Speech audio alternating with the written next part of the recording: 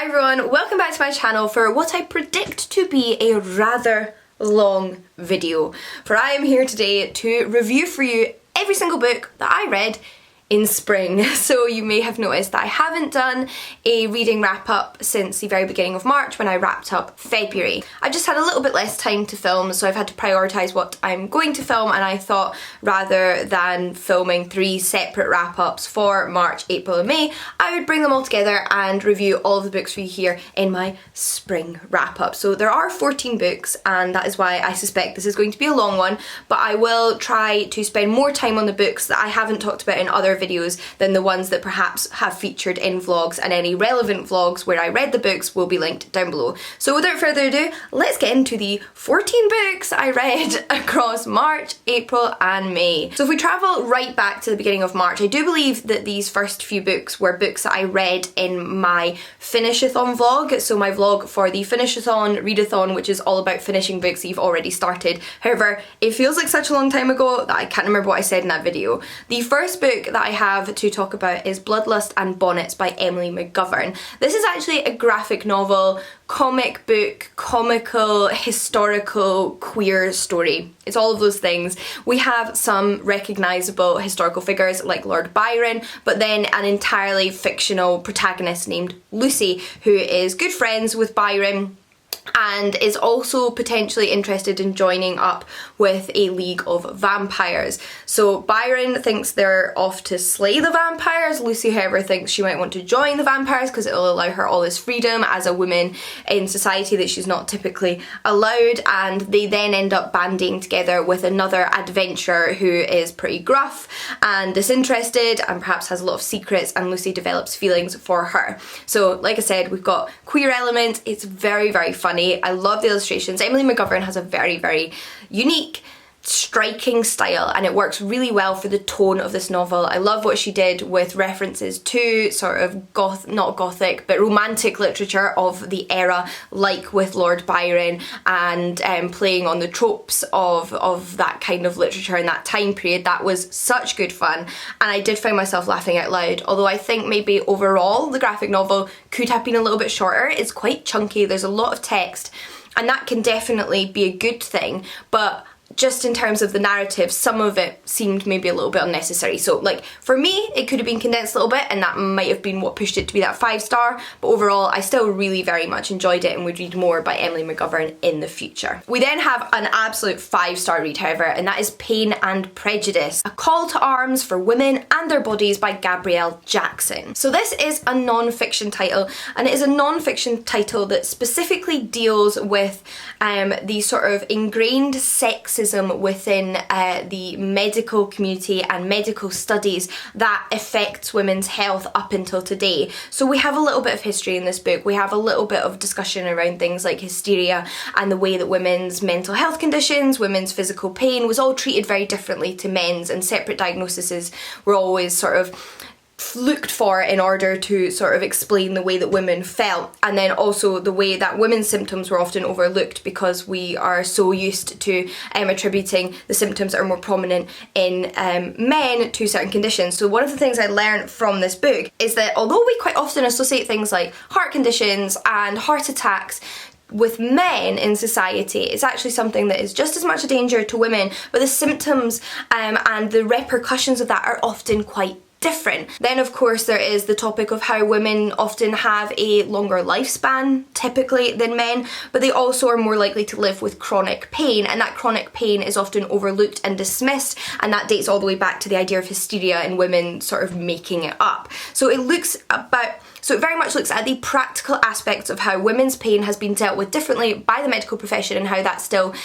trickles down till today. I'm sure a lot of you are aware of how difficult, for example, it is to get an endometriosis diagnosis, and that is because of the lack of studies concerning a lot of conditions that are common among women. Now I do think it's important to mention though that the book does acknowledge when it discusses women it is predominantly talking about cis women, because it's talking about very specific aspects of certain body types, and that there is obviously lots of issues within the treatment of like trans women's health. The book is in no way implying that there is a certain like biological prerequisite to being a woman. It's just looking at the way that the association between certain conditions and certain body types with women has led them to be lesser examined, and I felt like I learned a lot from this book. It's one that I listened to an audiobook, but I really want to get in physical copy because I think I'd love to look back on. There's large swathes of the book that deal with periods and, like I said, endometriosis and the menopause, and these are all things that I want to continue to interact with and I know will still be relevant to me.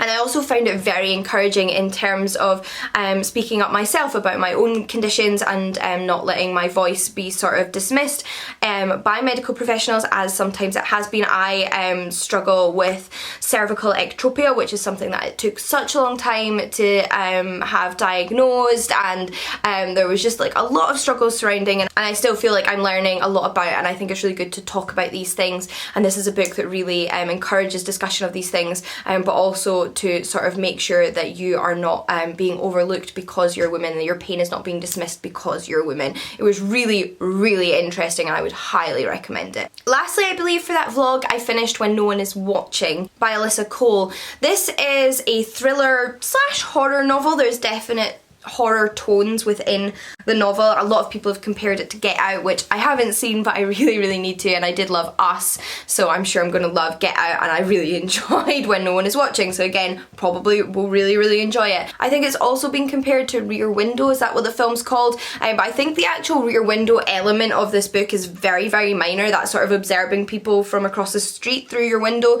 is kind of tiny in comparison to a lot of the other elements in this book, but it is a thriller horror that very much explores gentrification and racism in the modern world, particularly in a subsection of the US, but it is an issue that I think applies to a lot of states and a lot of countries, so very, very relevant and touches on very important themes in our real world, but it's also just a very compelling thriller narrative with a hint of romance. Now, Alyssa Cole is best known as a romance writer. This is her first thriller novel, and she adds a little bit of that romance that she is known for writing to the book, but it still feels as though it's focused on the thriller elements, and I actually don't mind, quite like even a little bit of romance or a relationship that builds up during the process of a thriller. I think that's quite a fun sort of side narrative to follow as it goes on, so I really enjoyed this book and I would highly recommend it. I don't know if it's one where you necessarily can't predict the ending, but it's one that has you questioning yourself, and it's one that has you looking at the world around you, and it's one that's full of lots of like jumps and small surprises as you follow on the narrative, so you really turn those pages. We then have the book which was the first book club read that my Patreon supporters and I picked to read and discussed over on my Patreon, which is Jane Steele by Lindsay Fay. This is a historical novel inspired by Jane Eyre, so it's not a direct retelling of Jane Eyre. Jane Eyre is a book that exists within this novel, and it's actually a book that our protagonist, Jane Steele, reads, but draws a lot of parallels to in her own life. She can identify where she has had a lot of overlap in her experiences with Jane Eyre, but how she's handled them very differently, because unlike Jane Eyre, there's a lot of murder in this book. Jane Steele may end up committing a few murders of men that put her or her friends in danger, men who exploit young women, and it's interesting because I feel like this book is often sold as a bit of a serial killer narrative, but I don't think it is. Every sort of death in this book is explained by circumstances, and yes, it's an interesting way for Jane Steele to handle her situation, but she doesn't go around seeking people to kill, and that's probably what makes it also a more sympathetic novel for readers, and I really enjoyed it. I really enjoyed those parallels to Jane Eyre, looking at perhaps some of the more sexist overtones of Jane Eyre that aren't as explored in detail in the original novel. And as much as I enjoyed the sort of replacement, Mr. Rochester, I also really enjoyed that it retained what I feel is Jane Eyre's agency in the character of Jane Steele. So it's a really fun book that interacts really interestingly with Jane Eyre. I wasn't like 100% sold on some of the revelations at the end, but overall I thought it was a fantastic book and I loved the way it was written. I felt like the writing was perfect for the era it was set in. We then have Blanche on the Lamb by Barbara Neely. So this book I did actually review in much more detail in my Reading Kindle Unlimited vlog, so I won't spend much time on it here, and I'll have that vlog linked down below if you want to see the unfolding of my reactions. But it was a good fun sort of mystery novel. It's about a woman, Blanche, who in the early 90s has been convicted of like not paying some charges that she's behind on paying, and it's sort of the last strike, so she's about to be incarcerated for a period of time, although I don't think it's very long. But she's also aware of the sort of racial injustices within the prison system, so in a panic flees, runs away, and decides to go on the lam, as it were. She was already scheduled to take up a job as a maid in a household for like a sort of week getaway. This rich family have this other house and they needed somebody to come and help them for the weekend, so she decides to do that in order to get her money and sort of set about making a plan for herself. And she knows that it's far enough away from the courthouse that she won't be found, but when she gets to this house it appears like there is something amiss and something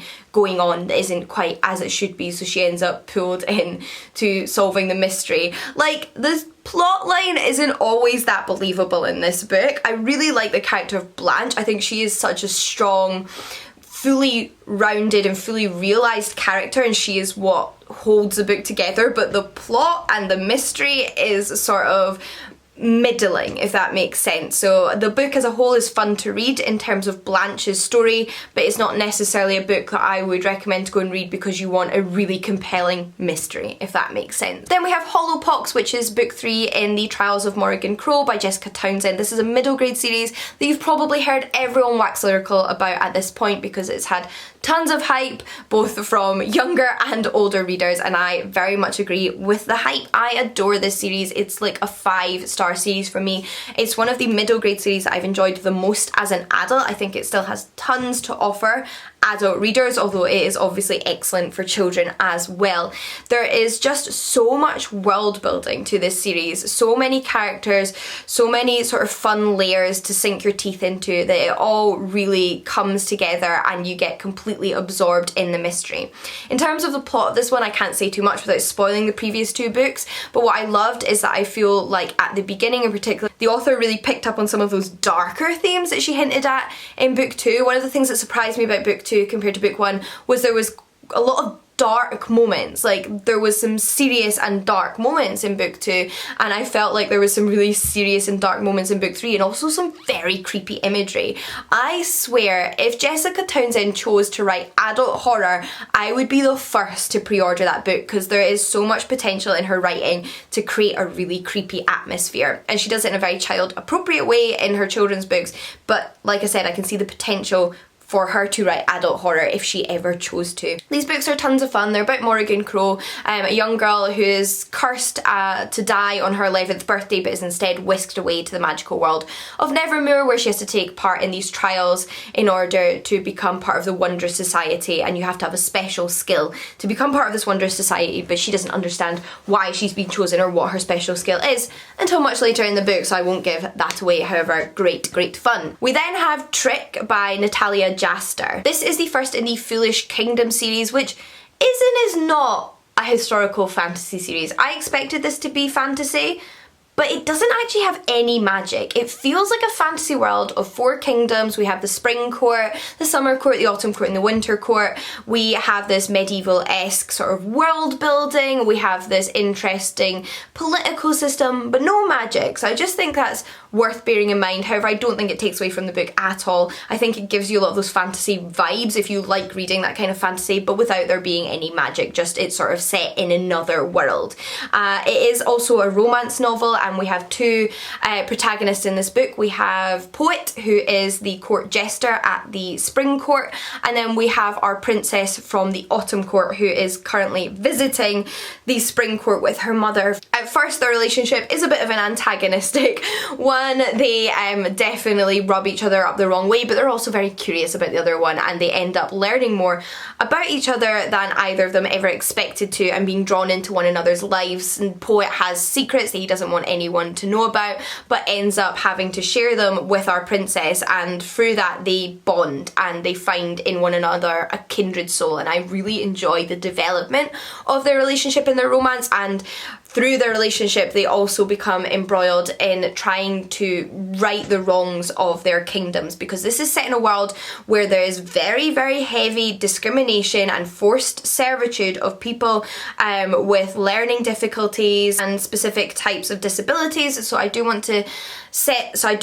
let you know that ahead of time. There are sort of slurs used in this book, and it can be very difficult to read about the treatment of people who are different in this world. But the overarching plot of the series, as I believe it's going to carry on, is that the author is setting out to overturn these injustices, and that this is very much painted as terrible, and it is something that needs to be opposed. So just to let you know that that is in there if you don't want to read it, because it's a very strong part of the story. But myself, I'm really interested to read the future books in the series and see how everything unfolds, both for our characters but also for the rest of the world. Oof, we're halfway there. That's 7 out of 14. So book number 8 is Catherine House by Elizabeth Thomas.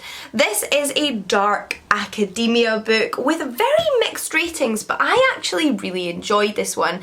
It very, very much reminded me of Only Ever Yours by Louise O'Neill, and I feel like it's a combination of The Secret History and Only Ever Yours, with a little bit of The Stepford Wives and Madam by Phoebe Wynne. A lot going on there, but really, really compelling and beautifully written, but very dark at the same time.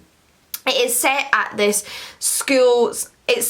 college, this university in the US for the elite of the elite. You have to be very special to get in to this college, and our protagonist is a young woman who's just started her first year there. She has had something happen to her recently, which we know happened but don't know what happened. So we know something's happened to her, but we don't know exactly what it is. But it has led her to sort of flee her life, to run away from her life and start afresh and anew at this university. But she's also very much in a spiral of depression at the beginning of this book, and that affects her experiences and the way that she interacts with this university. But as things slowly unfold for her during her time there, we follow her entire 3 years at this university. We also learn more and more about the secrets of this university, and there's like a slight sci-fi element there. This university has a reputation for conducting experiments that should have been banned, but perhaps are still going on. Again, I won't say any more because this is a mystery. You don't want to know more than the book sets you up for at the beginning, but it's a really, really interesting one, really dark, and I actually found it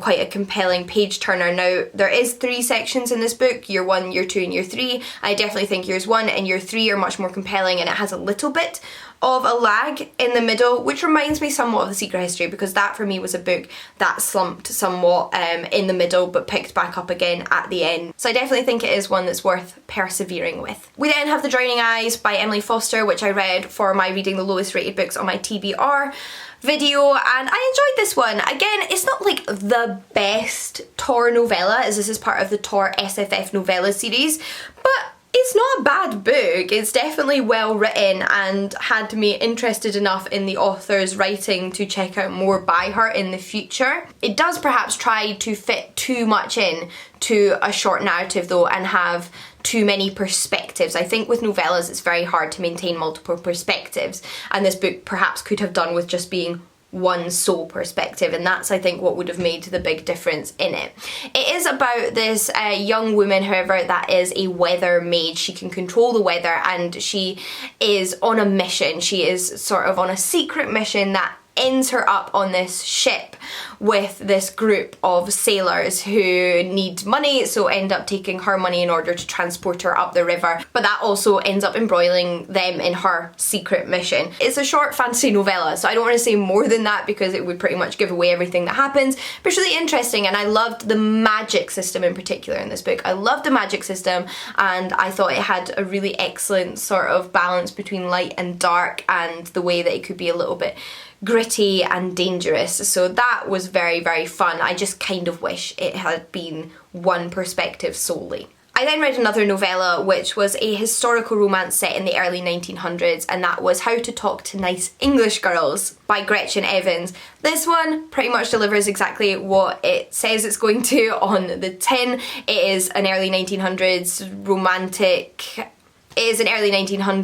romance novel, but it's also a queer romance novel about two women, so it's an FF romance, which is something that I'm always looking for more of, because there just seems to be far fewer of them than compared to FM romances and even MM romances. This one was just a lot of fun. It was light and fluffy and cheerful about these two women that come together, that match well together, that start a new life together, and it's not particularly dramatic. Nothing particularly dire happens. I was kind of waiting for something dramatic to happen, but it's not really that kind of novel. It's just a nice romance novel about two women in the early 1900s, and therefore I don't think I can say anything more about it. It will probably put a smile on your face. Okay, so I just had to take a little break and go get a glass of water because we've been doing this for a while. So feel free to also pause and take a break, but I am now going to review for you Madam by Phoebe Wynne. So I have talked about this book, I think, in some recent videos. I really enjoyed this book. It is another dark academia book, but it's a little bit different because this one follows a teacher. So it's set in a high school in, again, the early 90s. I feel like I've mentioned a few books that are set in the early 90s in this video already, but it's set in a boarding school high school in rural Scotland in the early 90s for the richest of the rich of British society, the elite of the elite, the daughters of the most important men of British society who have destinies set out before them by their parents, and the school prepares them for that. So we follow a classics teacher who has just gotten a job at this school. It seems perfect. They have an incredible reputation, the pay is phenomenal, but of course nothing is ever as it seems. And it turns out that the school's purpose is much more nefarious than she might have first predicted, and it's a book that very much interacts with both issues of sexism and classism. It's really interesting. It plays on the tropes of the original sort of gothic novels, but in a 90s setting at this elite boarding school where we have this teacher from the outside brought in to be completely taken aback by what's going on and also uncover the secrets of this school. She's a classics teacher, so there is lots of references to mythology and ancient history, which I of course absolutely adore, but I think the novel just as a whole is an absolute page turner with a really interesting narrative and writing style that I couldn't put down. I'm super excited to read whatever Phoebe Wynne does next. Then I did read two books for a vlog in which I read books that had popular Netflix adaptations. So again, I'm going to try not to dwell on them for too long, but one I really enjoyed, much to my surprise, and one I enjoyed less than I expected to, which was interesting. The one that I enjoyed less than I was expecting to was The Duke and I by Julia Quinn. This is a historical Regency romance. This is a historical Regency romance novel and the first in the Bridgerton series, so of course the inspiration for the Bridgerton TV Netflix series as well as the books. And I love historical Regency romances, so as this is one of the few that's had a very well funded, big popular TV adaptation, I was really hoping for great things, and I know it's a favourite for a lot of people because it's a little bit older, so it's been around for a little bit longer, but I really don't think it compares to a lot of the more recent Regency romance novels. Like, I think there is far better in this genre, and I have a major reason for that, and that is because of the tonal shift in the novel. So this book feels like it comes in two parts. The first half is light and fun and full of banter and witty repartee between our male and female lead, whereas the second novel tries to become this very serious storyline. And I don't mind serious in my Regency romances, but I want a consistent tone. I don't want something to start off almost purely light and fluffy and funny, to then attempt in the second half to become this much more serious novel, because I think it's very jarring. And then on top of that, partly because I think that the tone is so different in the first half, the serious stuff just doesn't work as well. It's not done as well. There's a really poorly handled issue of consent and bad sex education of the time, but that just results in a really horrible scene and a really massive betrayal of trust that I couldn't really get past. And that was very disappointing. I did like Julia Quinn's writing style, particularly in the first half of the book, however, so I've not necessarily ruled out never reading anything by her again, but the more I've sat with it, the more I just feel like there are authors I far prefer, particularly because of the way things was handled in the second half of the book. But if you have read The Duke and I and have read other books by Julia Quinn that you would rate more highly and recommend to me, even if I didn't love The Duke and I, then do let me know, because like I said, I would be interested in trying her again. I then read Shadow and Bone by Leigh Bardugo, which is the one that surprised me, because I tried to read this book a few years ago and could not get into it. I found it very stereotypically catty female girl hate at the beginning. But that is something that I felt as the book progressed very much disappeared. I feel like the book grew out of that, and it was actually part of the protagonist's character growth. So after I gave it this second shot and persevered with the story, I was really impressed. I thought it was great fun. It very much reminded me of the Hunger Games in sort of characterization and pacing. It's obviously not the same, it's fantasy, the Hunger Games is sci-fi, but it felt like that era of YA, and a good example of that era of YA. I really like Hunger Games. So I'm now planning on continuing on with this series after having DNF'd it the first time around, which is super interesting, and I do think all of the hype around the books and the TV series are what pushed me to try it again, and I'm glad that I did.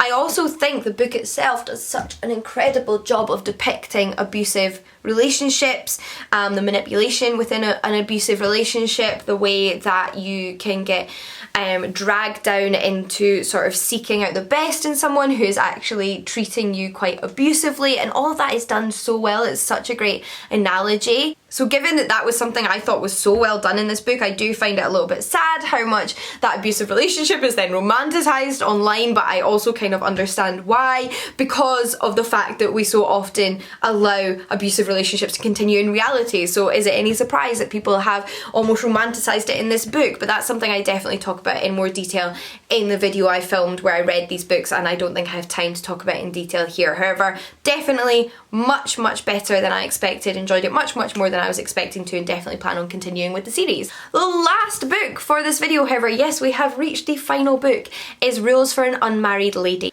by Wilma Counts. This is the first book I've ever read by Wilma Counts, but I absolutely fell in love and definitely plan on reading more by her. She's a Regency romance author, and I love when I uncover new favourite Regency romance authors because I'm always on the hunt for more good ones. This is book 3 in a series called Once Upon a Bride, but each book follows a different friend in a friendship group, and because of the setting of this book, it didn't actually in any way feel like I'd needed to have read books 1 and 2 because we're very much set away from the protagonist's friends and that part of her life, because her sister and her brother-in-law have very recently died, leaving their children parentless, and she is their godmother, so she goes to stay in their house to help take care of them along with her brother-in-law's brother. So her sister has passed away, as has her brother-in-law, and she has gone to take care of the children as their aunt, and their uncle has also come to take care of them, and of course they fall in love. It is super cute. I love the development of their relationship, but more than that, I think this book beautifully explored grief and caring for loved ones in times of grief, and supporting one another, and family, and making up your family in sort of unforeseen circumstances, and again just like caring for one another and listening to one another and growing and learning with one another. And I thought that was all so beautifully done. I just found all the characters so endearing, all of the main characters, both our male and female lead, and all of the children as a group. I just loved their dynamic, and I felt like they just came together so perfectly. Loved this romance, felt so involved in it, so wrapped up in it, so endeared to it. I am so excited to read more by this author, and I feel like I found a new favourite Regency romance author. So yes, I'll definitely be reading more by Wilma Count in the future. But those are all the books I read in March, April and May. All 3 months, all 14 books. I hope you have enjoyed listening to me talk more about them. Like I said, there will be a bunch of vlogs linked down below if you want to see me read some of these books in real time and get my feedback that way, but I'm also happy to talk more about them in the comments, so feel free to ask any questions or leave any thoughts that you have down there. Even if you read and didn't like books that I did like, I still want to talk to you about them because I think these are all books that I would be very, very much up for discussing in more depth. So thank you in the meantime for watching this video. I hope you enjoyed it, happy reading, and I'll see you all again in the next one. Bye everyone!